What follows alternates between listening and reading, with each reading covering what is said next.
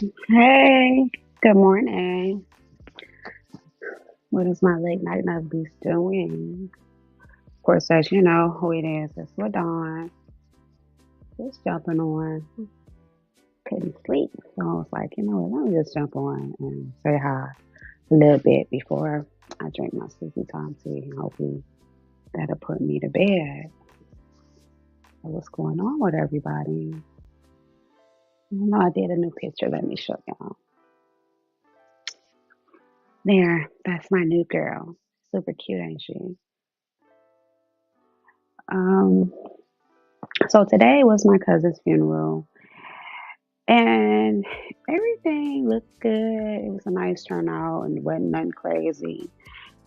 But the lady that was performing the eulogy, the pastor or whatever, she was something else. I mean, she was like badgering the people in the that was sitting. I wouldn't don't want to say audience, but like the visitors. Like one guy got up who was like his dad or whatever, stepdad. But he raised him. He was just like, he dude is straight hood. And everybody know dude, he's just talking. And although he did curse and it was inappropriate and everybody said something, when she got up to start speaking again, she just like kept talking directly to him. And even when she wasn't speaking directly to him about things that actually happened, she just kept directing stuff to him and just kept talking to him. Like, it was so disgusting. And this is supposed to be a woman of God. And it was to the point where everyone noticed that she was doing that. And then it was like, what was supposed to have been like maybe a 30-minute thing? She drug it out for like an hour. People were like getting up, starting to leave. And my cousin's wife was even like, this is too much. Too much. So yeah, that was pretty crazy. So yeah, that was what was going on. And then like enough music for now. Um, it was funny. It's me and my husband, and we was talking about it, and I was like, "That lady was obnoxious, blah blah blah." And he was like, "Well, why you call me out so early? I was receiving a message. I really like what she was saying." And I was just, I'm still just like, "Oh, okay, whatever." And so he said he talked to the lady and he inquired about going to visit her church. And so I was like, "Cool." I'm not the one that anybody want to do something good, start a new job, go back to school, whatever, start a new hobby, anything positive. I'm all for it. I've never been the kind of person that discourages someone else from doing something. But when he said that, I was like, yeah, no. And he was like, what? Why? And I'm like, that lady was obnoxious. She did not have any respect for most of my family on that side. The dominant religion is Jehovah's Witness, and a lot of them are Jehovah's Witness. As a matter of fact, his mom died a Jehovah's Witness. All of his aunts, except for one, are Jehovah's Witnesses. His grandmother and grandfather, who are both deceased, were Jehovah's Witnesses. He has cousins, direct cousins. One of them is my best friend. That's a Jehovah's Witness. And I know that his wife told this lady that because she made a statement and she was like, you don't understand. There were certain things requested, and I'm familiar with everything that's going on as far as the family goes. But when the Holy Spirit comes, I just have to let it out. So I do it however it flows through me. So basically, she was saying, and a couple of people, even non witnesses, was like, so basically, she's saying she just gonna say what she gonna say, run this, do it how she kind of feels fit, which entail all this hooping and hollering and carrying on and badgering and speaking indirectly to people.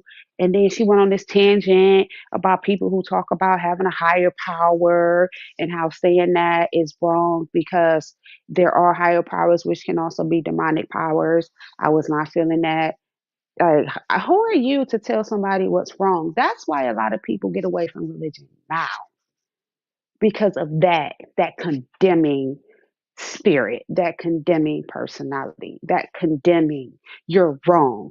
You don't, that's not, you get more bees with honey than with vinegar. That was one of my favorite sayings growing up. It's still one of the things I say now.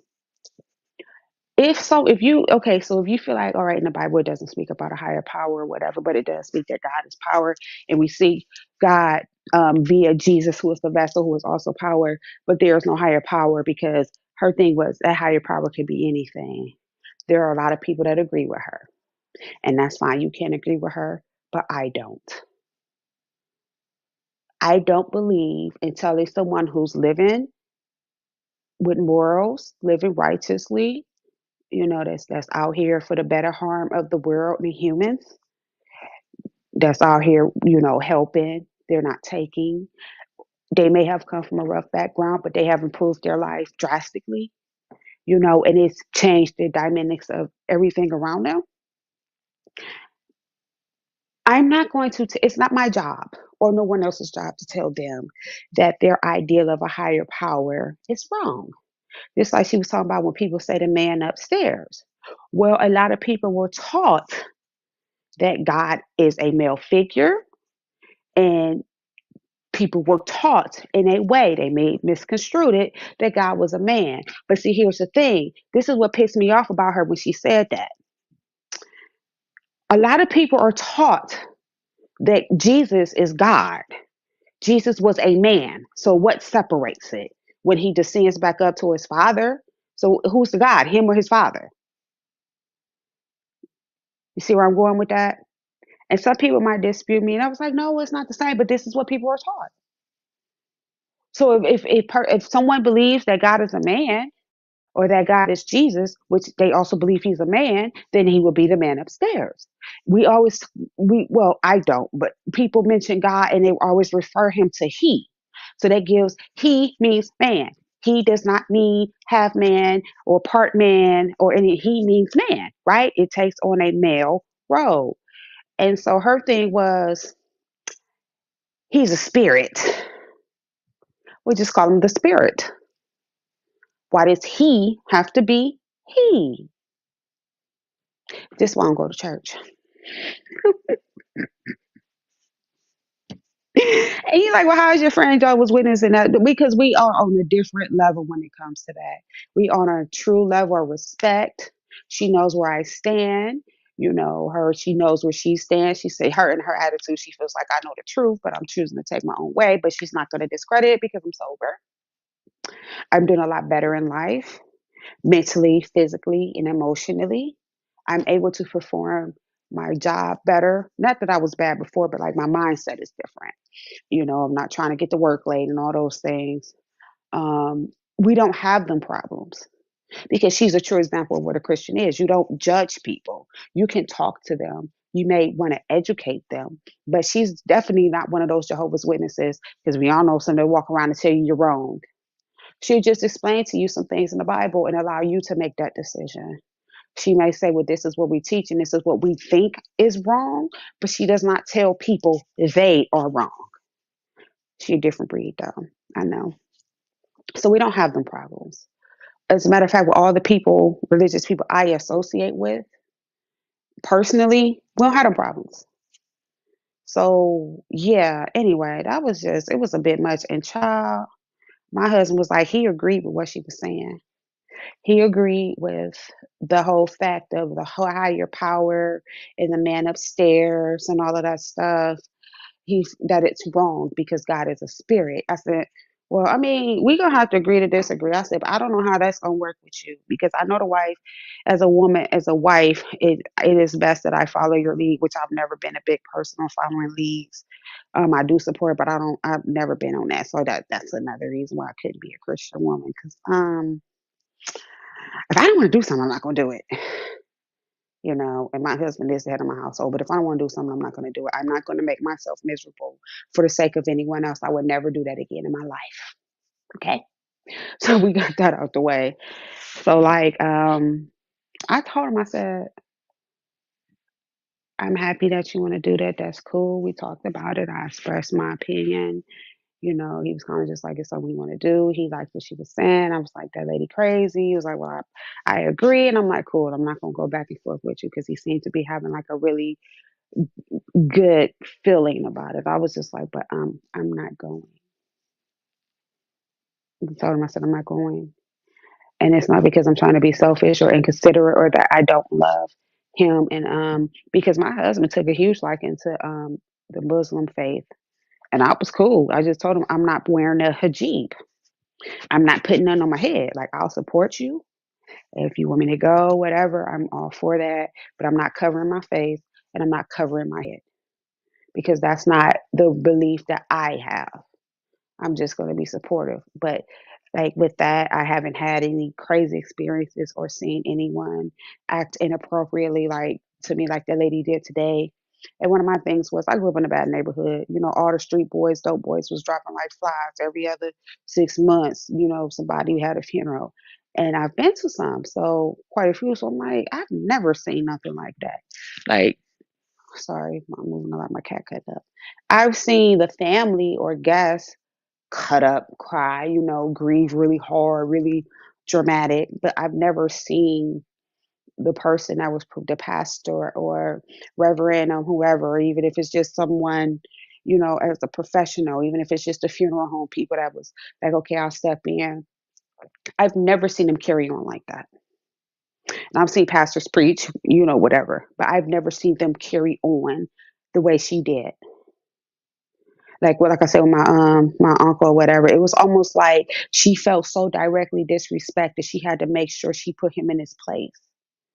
Not just, hey, you got to be respectful, don't curse, but she kept going at him. I mean, and you can see it because he was saying things and walking up to him and talking like in his face. And I'm just like, but the crazy thing is, the Most High does know how to settle people. Because first of all, my uncle was tipsy, baby, which is nothing new. He wake up to a can of beer and a cigarette. Okay, so you're talking about 1, 2 o'clock. He good. He feeling good. That's enough for him to get through his day. And just knowing him, street dude, like straight, because he was gutted. He spoke how he would normally speak. He spoke from the heart, though. He talked about raising that boy and he wasn't his son. You know what I'm saying? And that Cuzzo just no matter what. When it came to his biological father, he said he don't exist and he have no desire to meet him because this is the man that raised me. And so I get it. The vulgarity, yes, it wasn't appropriate, but you say what you gotta say, move on. Ain't nobody perfect. We sit up in a room full of people from the projects all the way up to the nearest local ghetto, all the way down to the other project. Like, it was like it was not necessary to carry on. And so, yeah, I'm still a little peeved by that. I just talked to my best friend or whatever, and we talked about it. And she was just like, "Yeah, that was all bad." And she done been to quite a few funerals too, like or whatever. And she was just like that, and then she just kept carrying on for like a long time. Like people was leaving out, like people just got up and started walking out. Like, yeah, this is too much. And it was like she was putting on a show. And I was telling my best friend, I was also telling another cousin, I'm like, it seemed like she was just putting on a show. And my best friend was like, yeah, Gary, it was like she was advertising for her church. Like she was advertising, cutting up, carrying on so people could want to come to her church because she putting on the show. And of course, she did get somebody that was interested, apparently. But I mean, it was good. Me and my husband ended up going out. He had wanted some wings for this one place. So I was like, okay, we could go because we used to go there all the time when I lived out in that area. And it's like a bar. It's bar food, but it's very good bar food. And so I go in there, they did straight bar food. Like they didn't have anything but salads. And I don't really do salad. Hey, whoever just came in, thank you for joining. Um, yeah, I don't do salad. And everybody's like, what? Salad is healthy, blah, blah, blah. Like if you're doing like spinach or kale, somewhere in that realm, that part, yeah, those are healthy. They have nutritional value. But come on now, most restaurants, their basic salad, some may have a mix, but a lot of times it's just iceberg lettuce, and an iceberg lettuce is disgusting and it has no nutritional value. So I don't fool with it too much. I prefer like cooked vegetables anyway, or like I will eat like a salad without lettuce, like you got like the tomato and mozzarella ball salad, or tomato and cucumber salad, or like a salad with just vegetables and no lettuce. Like if I have that option, I'll take it. And I don't like cooked. I don't like fresh kale. Like I eat fresh spinach, but I don't like fresh kale. So it was like nothing else. Like they had pizza, and I'm really not a big. I don't do pizza a lot. Maybe 3 times a year. They also had like quesadillas or whatever, and I didn't want that. I'm a vegetarian now. I'm sorry. Everybody says that because they don't know. I'm a pescatarian. Still eat fish. I'm really not a big seafood person, not even shrimp, but I like fish, so I still eat fish because I need a extra boost of protein because I don't eat a lot. I only eat like once a day, sometimes twice on a good day. I eat twice a day. So I found this vegan restaurant, um, and it's owned by Jewish people. And we went in there. They had a variety of different people in there. A lot of the customers was Jewish, but they like their staff member was just different people, like black, white. They had a couple of Asian people in there, and the food was good. It was really, really good. And so I was pleased with that. Very good, clean food. Like the everything was fresh. The soup was fresh. I had got like a tuna melt.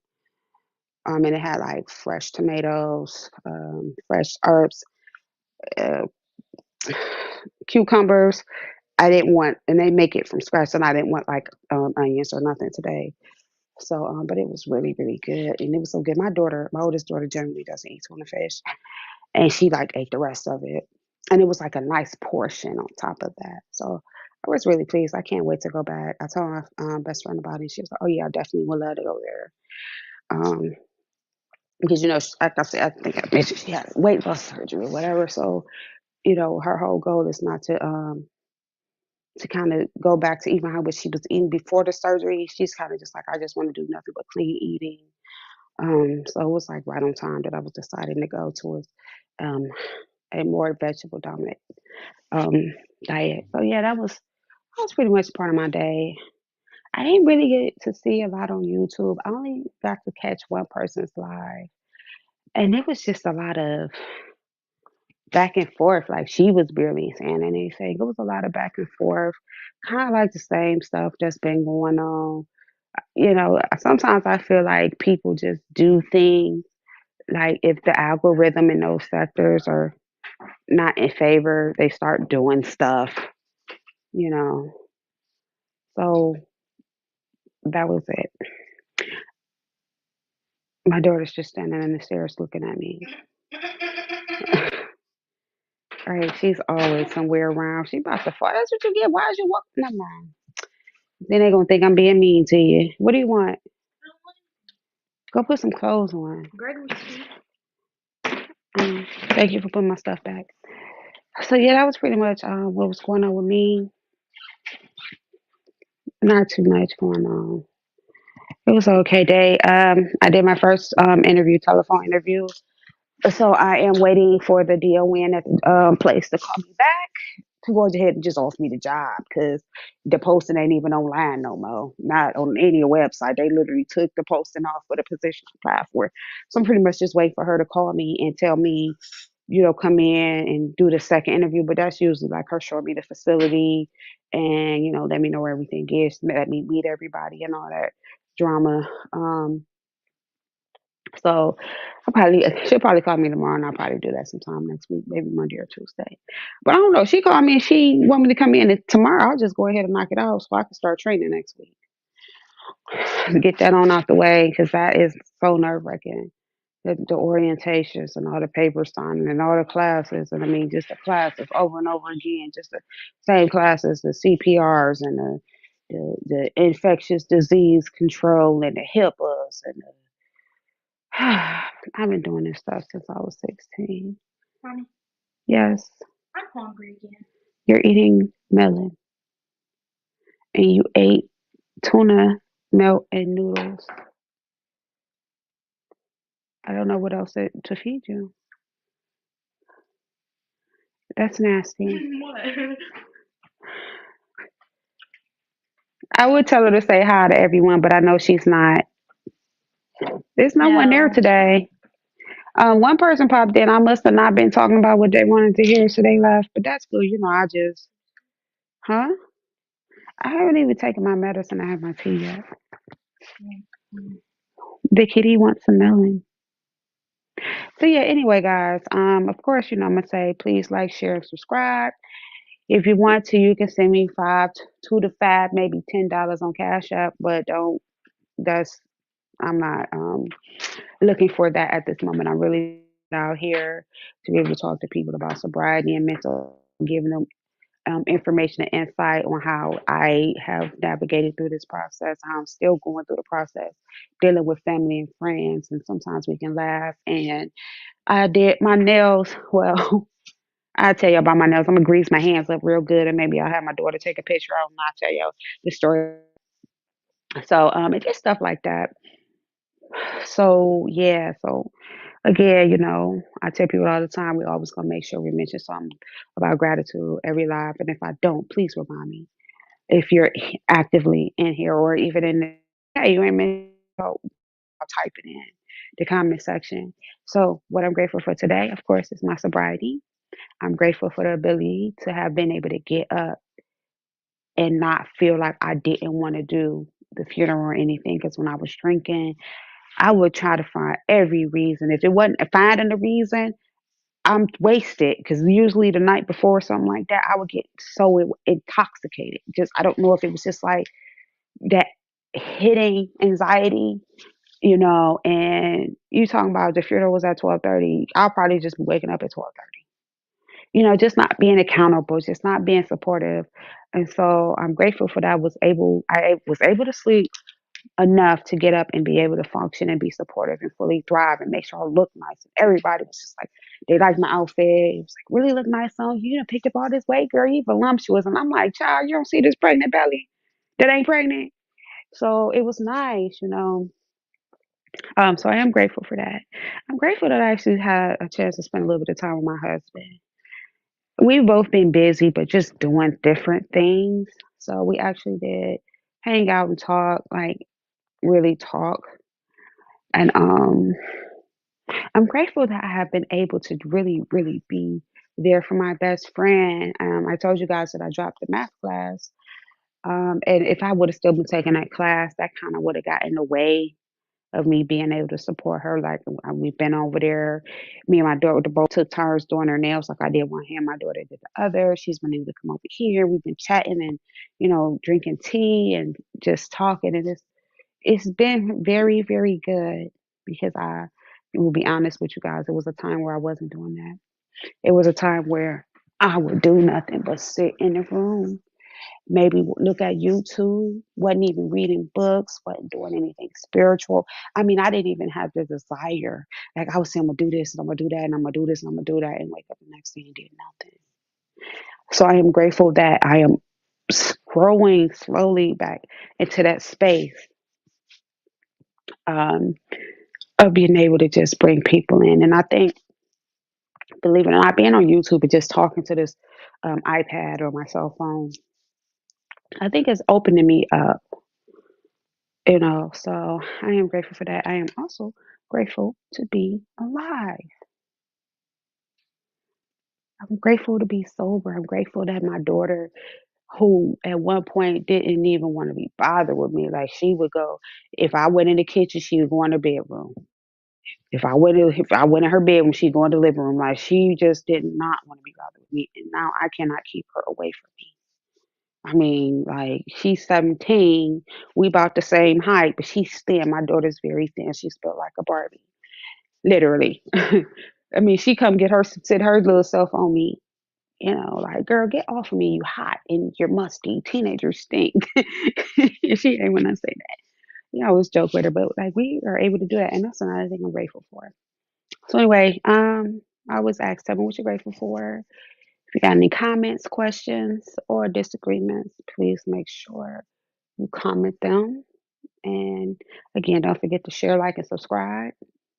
Tell your people about me. Um, And I'm also too, I said it before, I'm gonna say it again, I am also still too looking for content creators to follow. They could be from whatever sector, um, as long as they not into doxing they subscribers, I've heard of that. But yeah. So yeah, let me know in the comments some good content creators that you know of, like that read books. Like I like the content creators that do like book readings. Um, and I like content creators that do like a lot of DIYs. Even if I know how to do it, I just like to see somebody new doing it. I love nail content creators. Of definitely, of course, sobriety related content creators, recovery related channels. I post a couple that I am familiar with, in after every video, in the description box. So that is all. Um, thank you for listening. I hope all is well with y'all. Peace be with you. Good night.